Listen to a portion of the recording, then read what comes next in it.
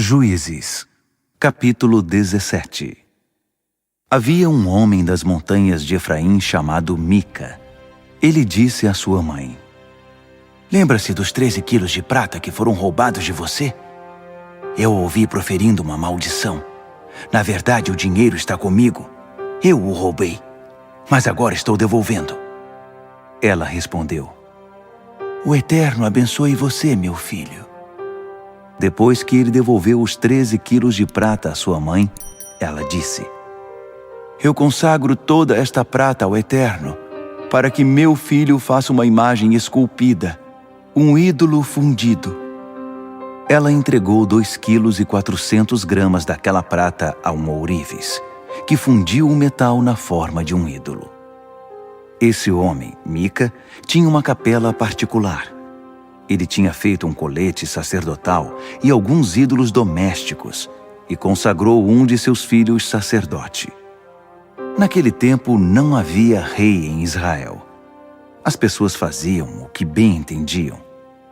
Havia também naquela localidade um jovem de Belém de Judá e de uma família dessa tribo.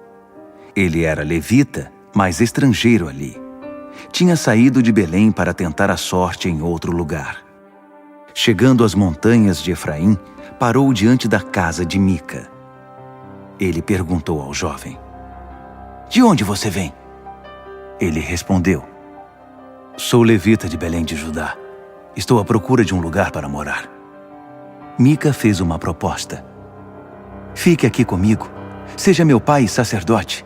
Seu salário será de 120 gramas de prata por ano, além da comida e das roupas de que precisar. O levita concordou em ficar com Mica. O jovem foi bem recebido e se tornou um membro da família. Mica designou o jovem levita seu sacerdote. Tudo isso aconteceu dentro da casa de Mica. Mica declarou: Agora sei que o Eterno será bondoso para comigo, pois tenho um levita como sacerdote. Juízes, capítulo 18.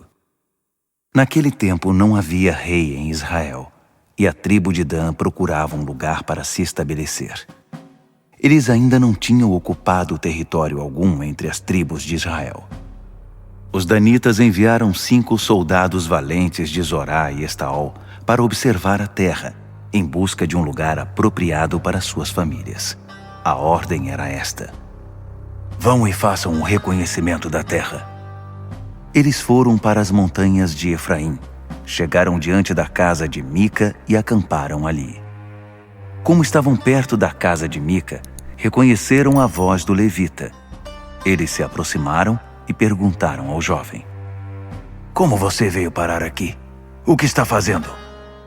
Ele respondeu: Para encurtar a história, Mica me contratou e agora sou sacerdote dele. Eles disseram: Que bom! Assim você pode consultar Deus em nosso favor.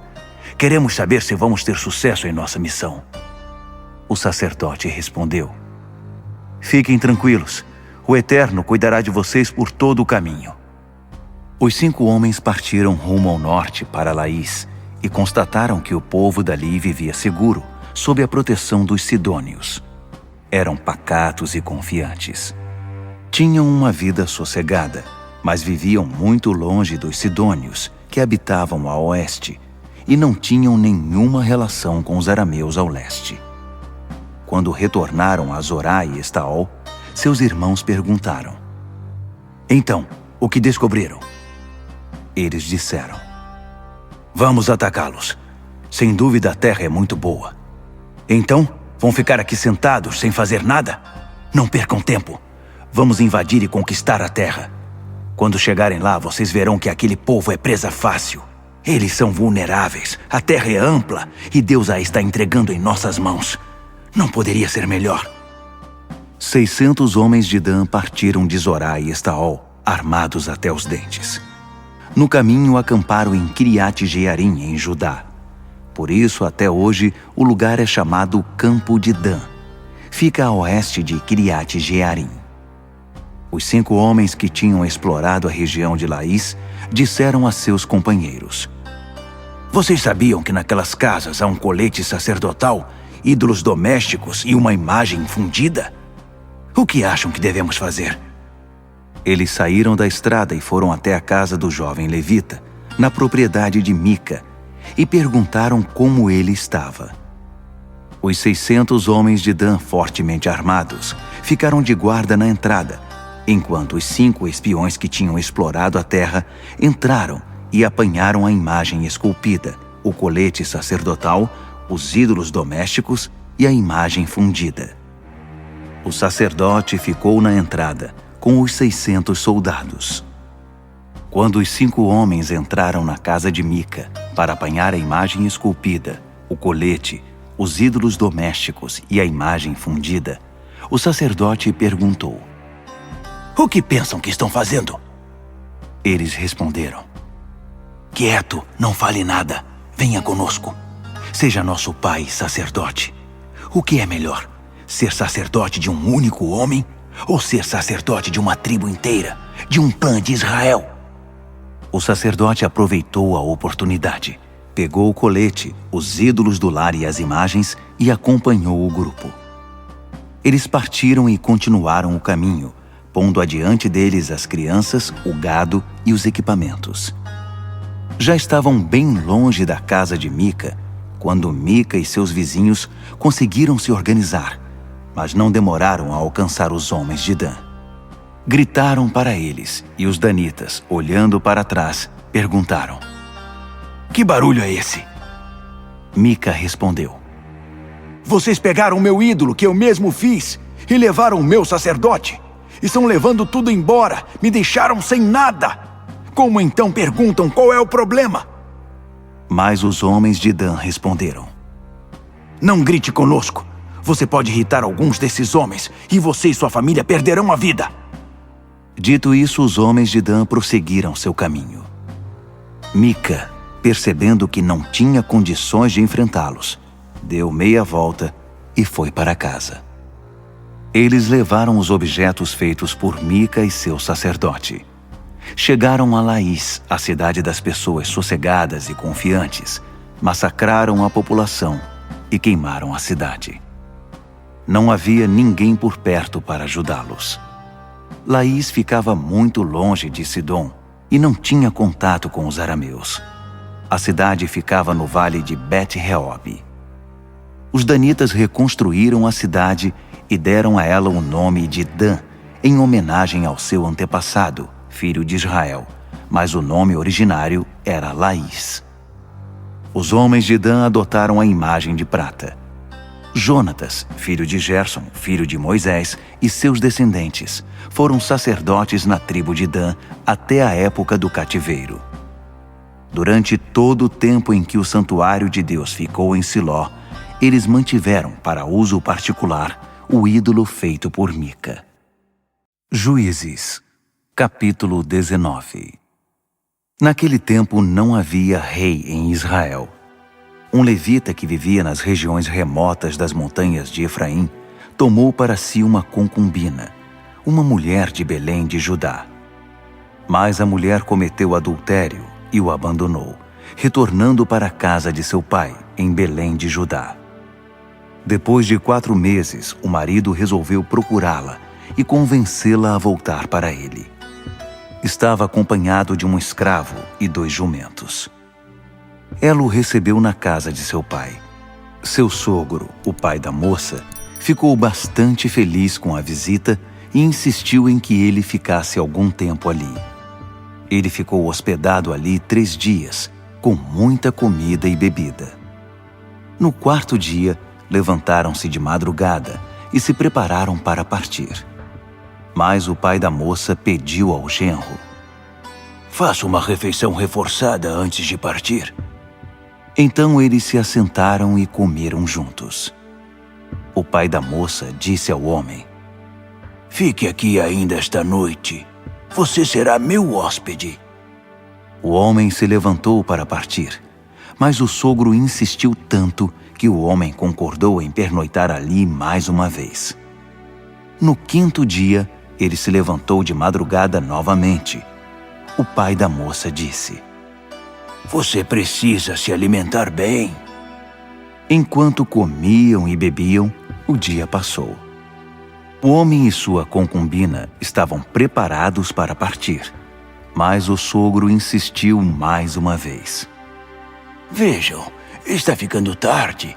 Por que não passam a noite aqui? Logo estará escuro. Fiquem mais uma noite e descansem. Amanhã vocês podem sair cedo e seguir para casa. Mas desta vez o homem não quis passar a noite ali. Preparou sua bagagem e partiu para Jebus, Jerusalém, com os seus 2 jumentos, sua concubina e seu escravo. Quando se aproximou de Jebus, já estava escurecendo. O escravo sugeriu ao seu senhor: Já é tarde. Vamos entrar na cidade dos Jebuseus e passar a noite ali. Mas o homem disse: Não entraremos em nenhuma cidade estrangeira. Seguiremos até Gibeá. Ele acrescentou: Continue andando. Vamos prosseguir a viagem.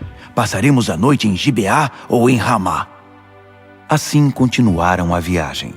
Ao pôr do sol, eles estavam perto de Gibeá, no território de Benjamim, e entraram na cidade para passar a noite. O levita foi para a praça da cidade, mas ninguém oferecia hospedagem a ele. Mais tarde, passou por ali um homem idoso que voltava do trabalho no campo. Ele era da região montanhosa de Efraim e estava morando temporariamente em Gibeá, onde todos os moradores eram benjamitas. Quando o homem viu o viajante na praça da cidade, perguntou: Para onde você está indo? De onde veio? O levita respondeu: Estamos de passagem. Estamos vindo de Belém a caminho de um lugar distante nas montanhas de Efraim. Eu sou de lá. Fui a Belém de Judá e estou retornando para casa. Mas ninguém nos convidou para passar a noite. Não vamos dar despesa a ninguém. Temos comida e feno para os jumentos, pão e vinho para a mulher, para o jovem e para mim. Não precisamos de nada. O velho disse: Tudo bem, eu cuido de vocês. Vocês não passarão a noite na praça. Ele os levou para sua casa e alimentou os jumentos. Depois, todos se lavaram e se assentaram para comer. Eles estavam tranquilos e se entretendo, quando um grupo de desocupados da cidade cercou a casa e começou a bater a porta. Eles gritavam para o dono da casa: Tragam para fora esse homem que está na sua casa! Queremos sexo! Vamos nos aproveitar dele! O velho saiu e disse: Nada disso, companheiros! Não sejam tão perversos! Esse homem é meu hóspede! Não cometam esse ultraje! Venham! Minha filha virgem e a concubina dele estão aqui! Vou trazê-las para fora! Façam o que quiserem com elas, mas não façam essa loucura com este homem! Mas os homens não quiseram dar atenção ao velho. Finalmente, o levita empurrou sua concubina para fora. Eles abusaram dela a noite toda. De madrugada a soltaram. A mulher voltou e ficou caída diante da porta da casa na qual estava seu senhor. Ao clarear o dia, ela continuava ali. De manhã, quando seu senhor se levantou e abriu a porta para prosseguir viagem, sua concubina estava ali, prostrada, com a mão na soleira da porta. Ele disse: Levante-se, vamos. Mas a mulher não respondeu. Ele a pôs sobre o jumento e seguiu viagem. Ao chegar em casa, apanhou uma faca e esquartejou sua concubina. Ele a dividiu em 12 pedaços e mandou um pedaço para cada região de Israel. Todos os que viram isso disseram: Nunca aconteceu algo assim, desde quando os israelitas saíram da terra do Egito. Pensem bem, reflitam, façam alguma coisa. Juízes, capítulo 20. Então todo o povo de Israel se reuniu na presença do Eterno em Mispá. Todos estavam lá, de Dan a Berseba, como um só homem. Os líderes do povo, representando todas as tribos de Israel, tomaram seus lugares na Assembleia do Povo de Deus. Estavam ali 400.000 soldados de infantaria armados com espada. Nesse meio tempo, os benjamitas ficaram sabendo que os israelitas estavam reunidos em Mispá. O povo de Israel perguntou: "Conte-nos, como aconteceu essa perversidade?" O levita, marido da mulher assassinada, respondeu: "Eu e minha concubina entramos em Gibeá, cidade benjamita, para passar a noite. Naquela noite, os homens de Gibeá vieram atrás de mim. Eles cercaram a casa em que eu me hospedava e queriam me matar. Eles violentaram minha concubina e ela morreu. Levei minha concubina para casa, esquartejei-a e enviei cada um dos 12 pedaços para toda a terra da herança de Israel. Esse crime vil e perverso foi cometido em Israel. Então, israelitas, resolvam, decidam o que fazer." Todo o povo se levantou como um só homem. Disseram: "Ninguém vai voltar para casa, nem sequer uma pessoa. Este é o plano para Gibeá. Nós atacaremos por sorteio. Tomaremos 10 de cada 100 homens de cada tribo de Israel, 100 de cada 1.000, 1.000 de cada 10.000, para levar mantimentos para o exército. Quando as tropas chegarem a Gibeá, irão acertar as contas com os que cometeram esse crime horroroso em Israel." Assim, todos os homens de Israel, por unanimidade, se aliaram contra a cidade. As tribos israelitas enviaram uma mensagem à tribo de Benjamim, dizendo: "O que vocês dizem desse horror cometido entre vocês? Entreguem os homens agora, esses criminosos de Gibeá. Nós os mataremos para extirpar o mal de Israel." Mas os benjamitas não os entregaram. Eles não deram atenção ao pedido de seus irmãos, o povo de Israel. Pelo contrário, convocaram o exército de todas as suas cidades e se reuniram em Gibeá para atacar o povo de Israel. Em pouquíssimo tempo, conseguiram recrutar 26.000 soldados de infantaria armados com espada. De Gibeá, convocaram 700 dos melhores soldados. Havia outros 700 atiradores canhotos que conseguiam, com a funda, acertar uma pedra num fio de cabelo sem errar. Então as tribos de Israel, sem contar Benjamim, mobilizaram 400.000 homens de infantaria armados de espada. Eles foram a Betel consultar Deus. "Quem de nós será o primeiro a atacar os benjamitas?" O Eterno respondeu: "Será Judá." O povo de Israel levantou-se na manhã seguinte e acampou perto de Gibeá. O exército de Israel marchou contra Benjamim e tomou posição, pronto para atacar Gibeá. Mas os benjamitas saíram de Gibeá e mataram no campo 26.000 israelitas. Os israelitas voltaram ao santuário e choraram perante o Eterno até a tarde. Outra vez consultaram o Eterno: "Devemos atacar os benjamitas, nossos irmãos, outra vez?" O Eterno respondeu: "Vão, ataquem." O exército se animou. Os homens de Israel ocuparam as mesmas posições do primeiro dia. No segundo dia, os israelitas avançaram contra os benjamitas. Pela segunda vez, os benjamitas saíram da cidade e mataram 18.000 israelitas, todos armados de espada. Todo o povo de Israel, o exército inteiro, voltou para Betel. Chorando, apresentaram-se perante o Eterno. Naquele dia, jejuaram até a tarde. Apresentaram ofertas queimadas e ofertas de paz perante o Eterno. Mais uma vez, consultaram o Eterno. Naquele tempo, a arca da aliança de Deus estava ali com Finéias, filho de Eleazar, filho de Arão, que ministrava como sacerdote. Eles perguntaram: "Devemos lutar outra vez contra os benjamitas, nossos irmãos, ou devemos desistir?" O Eterno respondeu: "Ataquem. Amanhã darei a vitória a vocês." Dessa vez, Israel armou emboscada em torno de Gibeá. No terceiro dia, quando Israel avançou, eles ocuparam as mesmas posições diante dos benjamitas. Quando os benjamitas saíram para atacar o exército, eles se distanciaram da cidade. Os benjamitas começaram a ferir parte da tropa, como tinham feito antes. Cerca de 30 homens morreram no campo e nas estradas para Betel e para Gibeá. Os benjamitas começaram a se orgulhar. Nós os estamos matando como moscas todos os dias. Mas os israelitas tinham uma estratégia. Disseram: vamos retroceder e forçá-los para fora da cidade, até as estradas principais.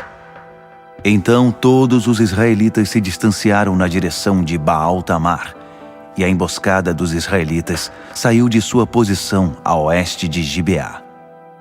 10.000 dos melhores soldados de Israel atacaram Gibeá. Houve luta intensa e sangrenta. Os benjamitas não imaginavam que estavam sendo derrotados. O Eterno os derrotou diante de Israel. Naquele dia, os israelitas mataram 25.500 benjamitas, todos armados com a espada. Os benjamitas reconheceram a derrota. Os homens de Israel fizeram de conta que estavam se retirando da presença dos benjamitas, sabendo que poderiam confiar na emboscada armada contra Gibeá. Os emboscados saíram rapidamente contra Gibeá. Os homens se espalharam e massacraram os que estavam na cidade. A estratégia com os da emboscada era que eles dariam um sinal de fumaça da cidade. Então os homens de Israel voltariam e atacariam. Quando isso aconteceu, os benjamitas tinham matado 30 soldados israelitas.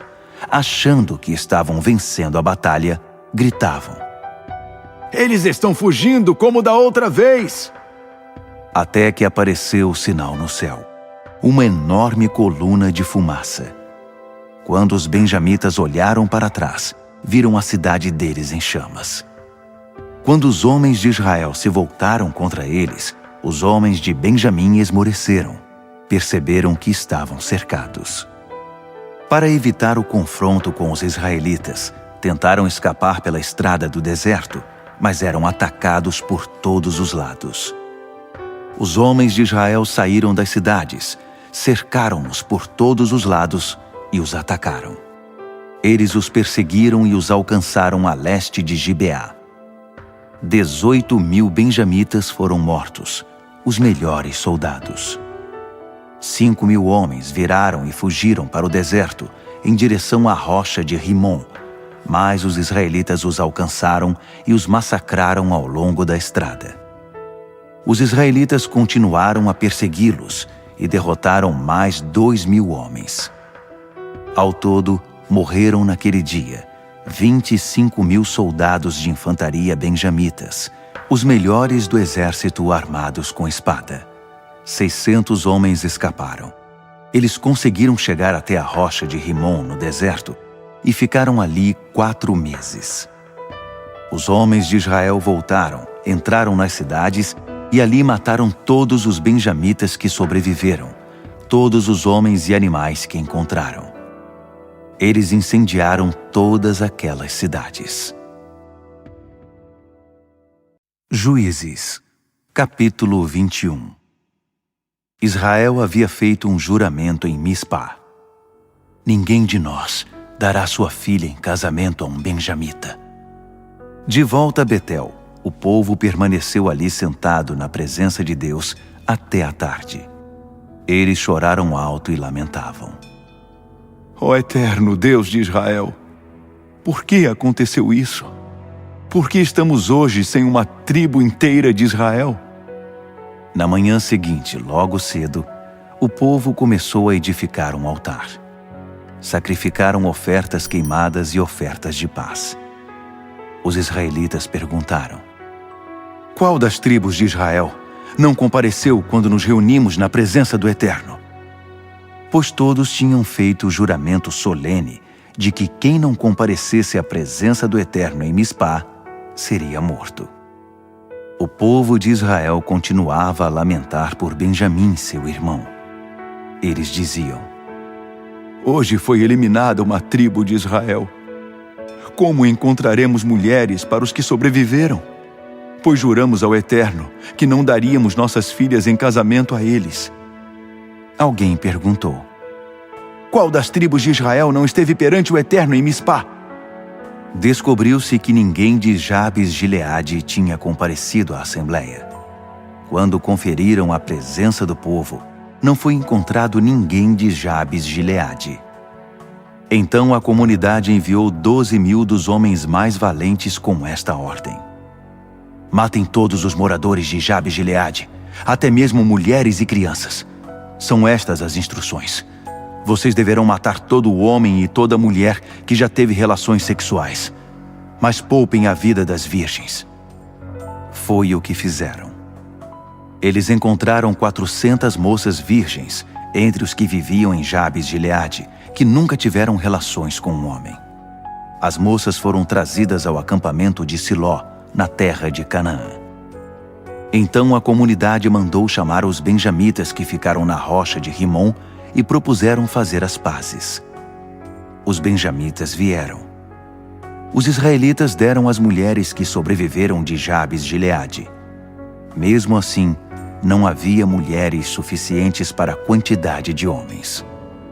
O povo teve pena de Benjamim, porque o Eterno tinha deixado de lado aquela tribo. Ficou faltando aquela peça nas tribos de Israel. Os líderes da comunidade disseram: como encontraremos mulheres para o restante dos homens, já que todas as mulheres de Benjamim foram mortas? Como manteremos viva a herança dos sobreviventes benjamitas? Como evitaremos que a tribo seja extinta? Não poderíamos dar nossas filhas em casamento a eles. Lembrem-se, os israelitas fizeram um juramento: maldito aquele que oferecer uma mulher a Benjamim.